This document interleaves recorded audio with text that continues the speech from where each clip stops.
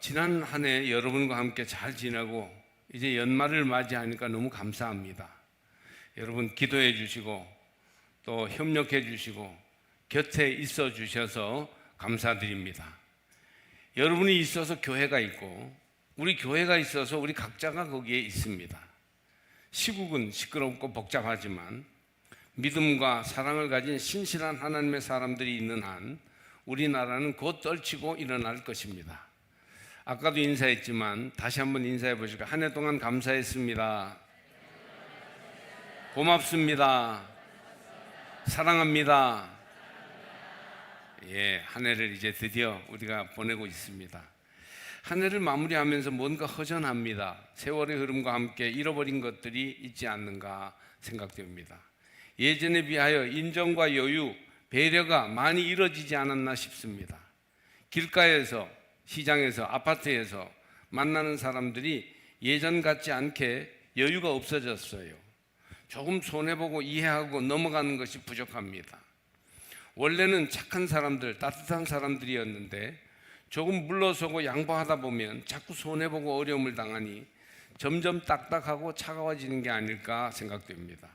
한 걸음 물러서고 조금만 배려하고 관심의 손을 한 번만 더 내밀면 얼마나 좋을까라고 생각해 봅니다.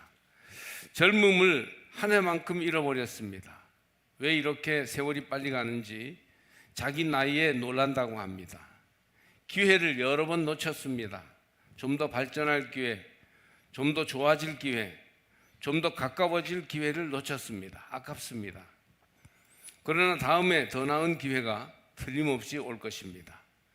좋은 사람을 놓치기도 했어요. 친구, 이웃, 마음에 두는 벗, 선배, 후배 잃어버린 사람이 혹시 없는가 돌아봅니다. 예수 더 잘 믿을 기회가 1년만큼 지나갔습니다. 전도할 기회를 놓쳤고 기도할 기회들을 놓쳐버리고 말았습니다. 공부할 기회, 사업 잘할 기회도 지나가 버린 것이 분명히 있을 것입니다. 그러나 기회는 지나간 만큼 또 옵니다. 우리 인생의 클라이막스는 아직 오지 않았습니다. 인생 석양의 빗긴 볕을 바라보고 있을지라도 찬란한 마지막 황혼이 기다리고 있음을 믿으십시오. 안 믿으시나 봐요. 마지막 황혼이 기다리고 있습니다. 요즘 세상에서는 사람이 행복을 위해서는 돈이 있어야 한다고 말합니다. 돈은 우리가 하고 싶은 것을 할 수 있는 자유를 주고 사람을 부를 수 있는 힘, 일을 벌일 수 있는 기회를 줍니다.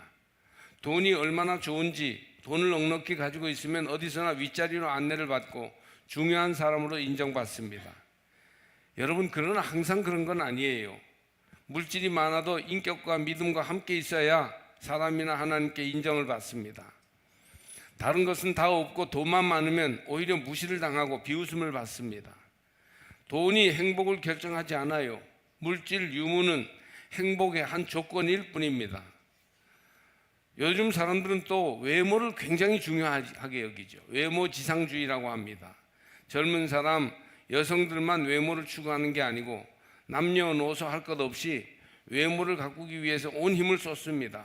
하루 종일 일하고 일행이 숙소로 들어가면 다 피부에 좋다는 팩을 하느라 누워있는 것을 보는 것은 일상이 되었습니다. 직장에 들어갈 때도 외모가, 물건을 팔 때도 외모가, 자녀들을 기를 때에도 외모가 무시할 수 없는 요소가 되었고, 무엇을 선택할 때나 사람을 소개받을 때는 아니라고 하면서도 사실은 외모를 엄청 따집니다.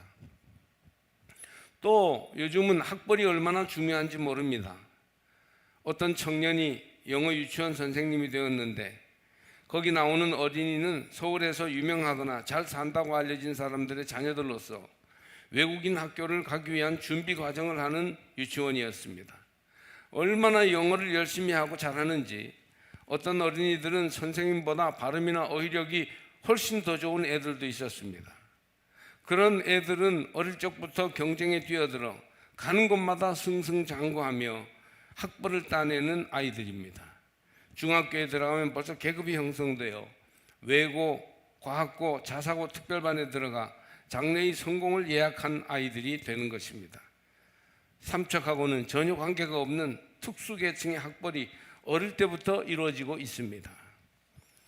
그러다 보니 이 시대가 그런 것에 너무 치우쳐서 거기에 집중하다 보니까 오히려 꼭 갖추어야 할 기본적인 것들을 많이 잃어가고 있습니다.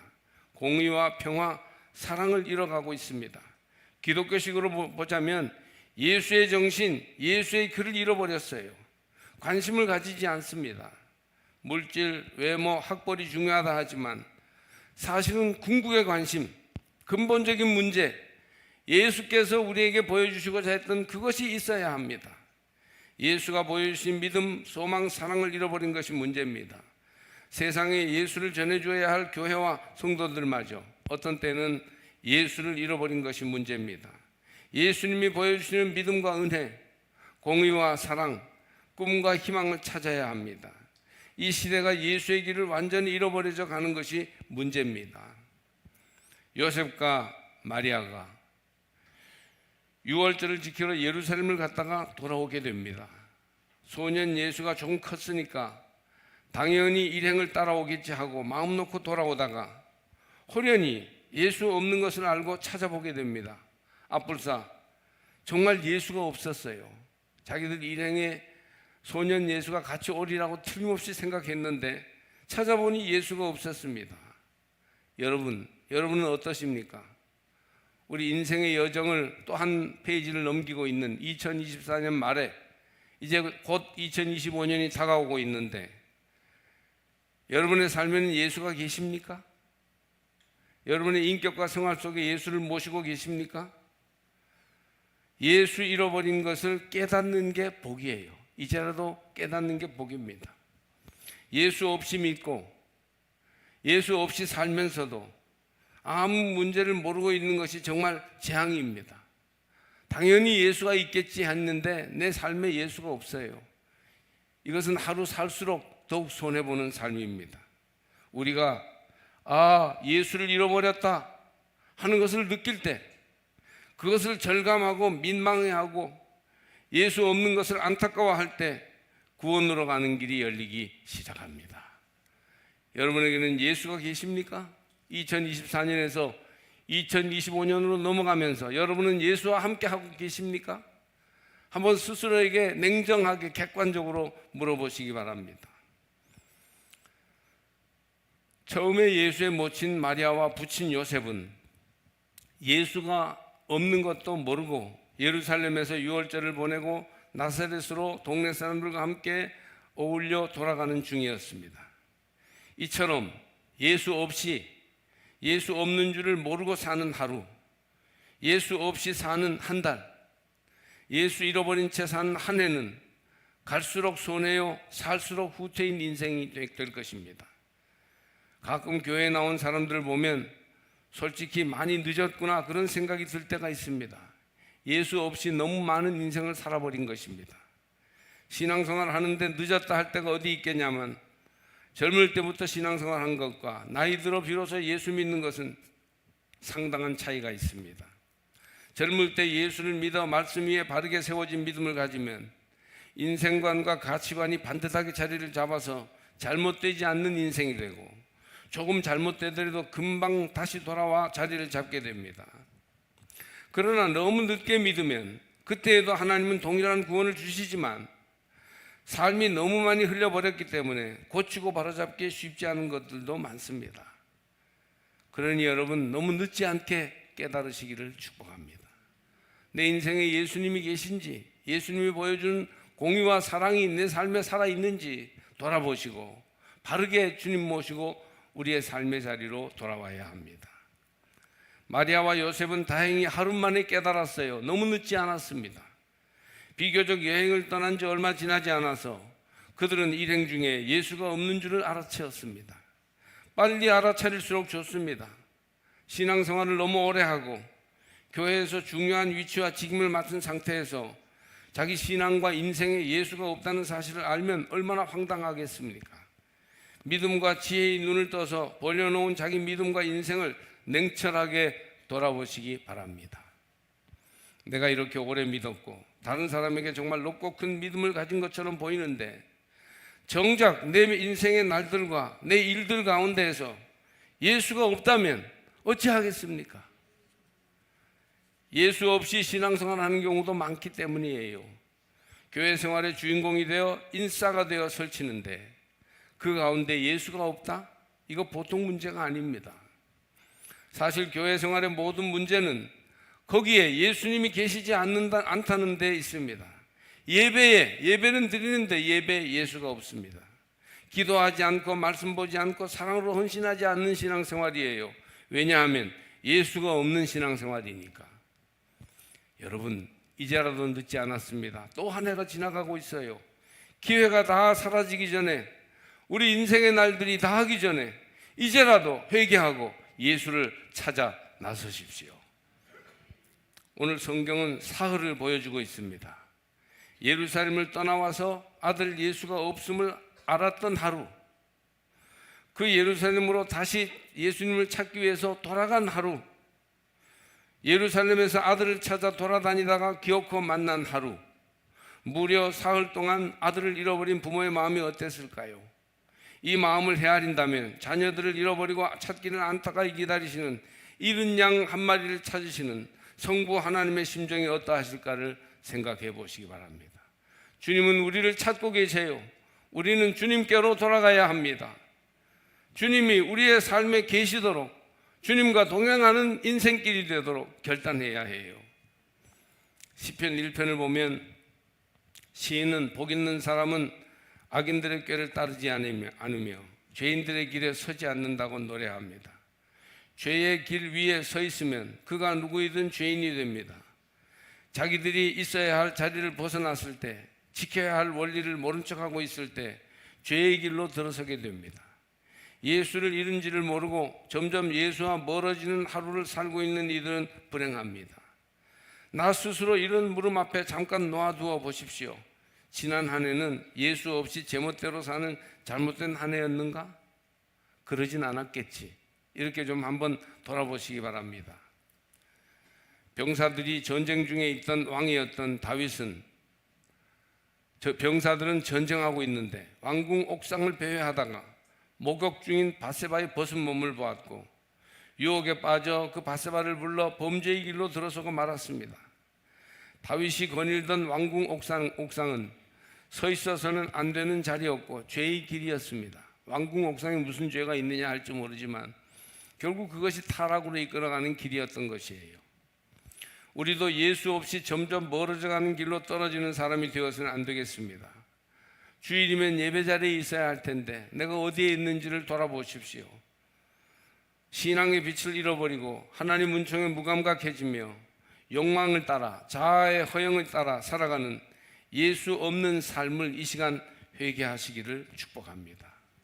그냥 이 길로 가서는 안 돼요. 돌이켜 예수 찾는 길목으로 돌아 나오시기를 바랍니다. 우리가 죄의 길에 선 줄을 알고 돌아서기만 해도 그 시간부터 우리 길은 예수 찾는 길이 됩니다. 지금 돌아서면 지금부터 예수 찾는 길이 돼요. 지금 우리의 마음 자세, 지금 우리의 깨달음과 방향이 중요합니다. 깨닫고 돌아서면 예수 찾는 길이요, 그대로 가면 예수 잃는 길입니다. 나는 뭐 이만큼 신앙생활 하는데 괜찮겠지, 그런 그릇된 안일감이 정말 문제입니다.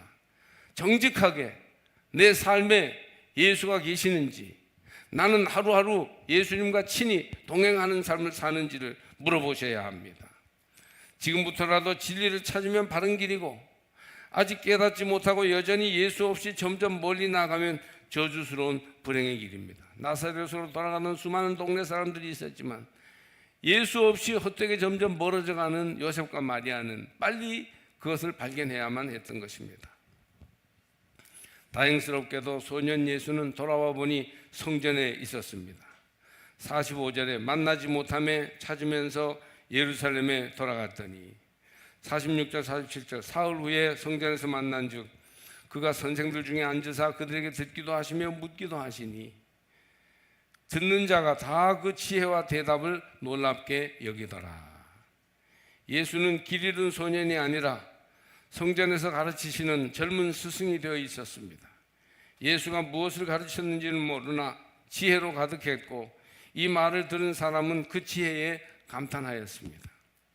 찾아와서 사흘 만에 잃은 아들을 찾아 놀란 마음을 진정시키는 요셉과 마리아를 향해서 오히려 타이르듯 하시며 어찌하여 나를 찾으셨나이까? 내가 내 아버지 집에 있어야 될 줄을 알지 못하셨나이까? 하였습니다. 이 말씀에 대하여 요셉과 마리아가 말씀을 깨닫지 못했다고 했습니다. 예수님이 무슨 말씀을 하는 거지? 했던 것이지요. 성전을 내 아버지 집이라고 하신 것은 하나님을 아버지라고 한 것이니 예수님이 이미 참 인간이시며 참 신으로서 자신의 정체성을 말한 것입니다. 아직 놀라운 기적도 구원하는 말씀도 부활의 권능도 보이기 전에 소년 예수의 말이니 요셉과 마리아가 이해 못한 것도 무리가 아닙니다. 이게 무슨 소리지? 왜 성전을 가지고 내 아버지 집이라고 하지? 그런 생각을 했던 것입니다. 이 이어지는 모든 장면들은 사실은 복음서에서 예수님이 처음으로 자기 말을 한 시간이에요. 이게 첫 말씀이에요. 그래서 이 장면들은 거룩함을 나타내시며 예수의 신성이 아름답게 묘사되어 있는 장면입니다. 이미 예수는 어린 시절부터 자신이 가야 할 곳과 해야 할 일을 아시고 하나님의 집, 하나님의 말씀을 가까이 하시며 그 인성의 고매함과 신성의 위대함을 보이셨습니다. 우리는 예수를 믿고 따르는 백성이에요. 예수 따라가는 사람들이죠. 그러므로 소년 예수가 성전을 가까이 하신 것과 성전을 아버지의 집이라고 부른 것을 유의하여 보아야 합니다. 우리도 성전을 가까이 하며 성전을 아버지의 집으로 불러야 할 것이에요. 그래야 예수와 동행하게 됩니다. 하나님은 예수의 아버지이실 뿐 아니라 우리를 포함한 모든 피조물의 아버지십니다. 할렐루야. 한 해가 다 지나갔어요. 아무쪼록 여러분 새해에는 아버지의 집 성전을 가까이 하시기를 바랍니다. 성전에 머무세요. 아멘. 성전에서 머무십시오. 성전에서 살아가십시오. 성전에서 위로받고 성전에서 즐거워하고 성전에서 기도하며 찬송하면서 여러분의 영혼을 살찌우십시오. 인생의 어느 구석에 여러분이 가 계십니까? 시장에 가 있습니까? 즐기는 유흥지점에 가 있습니까? 여러분이 성전에 있다면 여러분은 예수와 함께하는 삶을 살게 될 것입니다. 어찌하여 나를 찾으셨나이까? 내가 내 아버지 집에 있어야 될 줄을 알지 못하셨나이까? 이 말씀이 세상에 오셔서 예수님이 하신 첫 번째 말씀이에요. 공생애 때는 하나님 나라 회개하고 하나님 나라 가까이 왔다고 그렇게 말씀을 전하셨는데 그 전에 소년 시절에 처음 한 말씀이 내 아버지 집에 내가 있어야 될 줄을 알지 못하셨습니까? 이 말씀이 첫 말씀이에요. 아주 중요한 말씀이죠. 소년 예수의 이 외침이 여러분에게 울려 퍼지기를 바랍니다. 새벽에 성전에 있겠습니다. 주일에 성전을 지키겠습니다. 주간 중 조용한 시간에 성전을 찾겠습니다. 성전 안에 머무는 여러분들 되시기를 바랍니다. 52절은 예수님의 성장을 말하는 아주 귀한 구절입니다. 지혜와 키가 자라가며 하나님과 사람에게 더욱 사랑스러워 가시더라. 그리고 51절을 보면 예수께서 함께 내려가사 나사렛에 이르러 순종하여 받으시더라. 소년 예수는 부모에게 순종함으로 모든 성도의 모범이 되셨고 하나님과 사람 앞에서 키가 지혜가 자라감으로 사랑받는 존재가 되셨습니다. 부모에게 순종함은 세 가지 의미를 지닙니다. 첫째는 육신의 부모에게 순종하는 것입니다. 여러분, 부모에게 반항하는 시대가 됐어요. 이유 없이 반항합니다. 나이 든 분이나 젊은이나 부모에게 반항합니다. 근데 여러분, 성경은 부모에게 순종하라고 가르칩니다. 부모에게 순종하다 보면 하늘 뜻을 이루게 됩니다. 둘째는 영적 부모에게 순종하는 것입니다. 믿음을 양육하고 신앙적 원리를 전수해주는 주의 종들과 믿음의 선진들에게 순종할 때 우리 믿음도 자라게 됩니다. 믿음이 자라지 못하고 세월만 흘려보내는 이들은 순종하지 않아서 그렇습니다. 셋째는 교회에 순종하는 것입니다. 교회의 가르침과 치리에 순종해야 우리가 온전한 하나님의 자녀로 자랄 수 있습니다.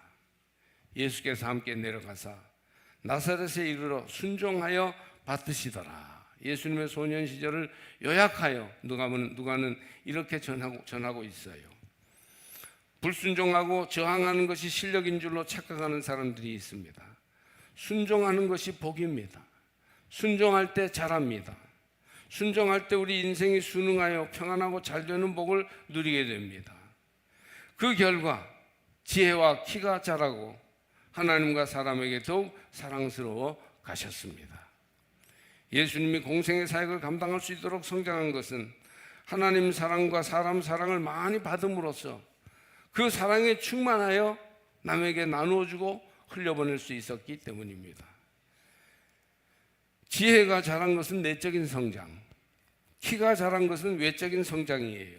예수님이 지혜도 자라고 키도 자란 것처럼 우리 믿음도 내적, 외적 성장을 이루어야 합니다. 교회 좀 다니면 직분도 자라야 하고 헌신도 잘하고 대인관계도 잘하시기를 축복합니다.